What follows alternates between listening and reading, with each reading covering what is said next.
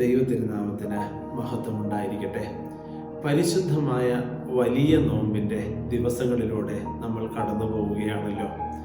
യേശു തമ്പുരാൻ താൻ നോക്കിയതും നമ്മുടെ പൂർവികർ നമ്മളെ ഏൽപ്പിച്ചതുമായിരിക്കുന്ന ഈ നോമ്പ് കാലത്ത് ഒരു കൊച്ചു വാക്യം നമുക്ക് ഒരുമിച്ച് ധ്യാനിക്കുവാൻ ഞാൻ ആഗ്രഹിക്കുകയാണ്.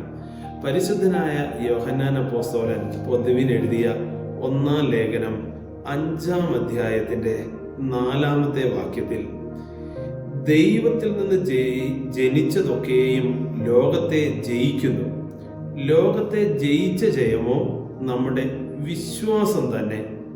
5-ാമത്തെ വാക്യത്തിൽ, യേശു ദൈവപുത്രൻ എന്ന് വിശ്വസിക്കുന്നവൻ അല്ലാതെ ആരാകുന്നു ലോകത്തെ ജയിക്കുന്നവൻ?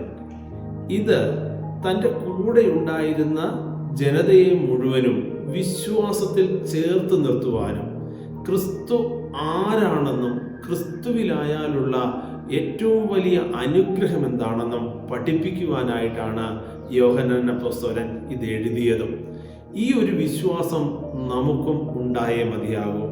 ക്രിസ്തു ദൈവപുത്രനെന്ന് വിശ്വസിക്കുന്നവൻ ഈ ലോകത്തിൻ്റെ സകലത്തെയും ജയിക്കുവാൻ ശക്തിയുള്ളവരാണ്.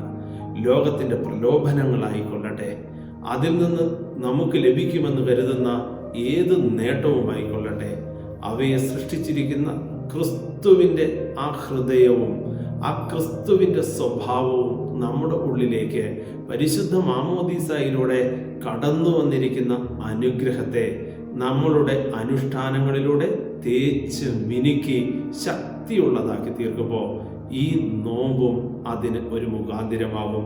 പരിശുദ്ധമായ വലിയ നോമ്പ് ഈ ദിവസം നമുക്കതിന് ഇടയാക്കട്ടെ എന്ന് ഒരുമിച്ച് പ്രാർത്ഥിക്കാം, ധ്യാനിക്കാം.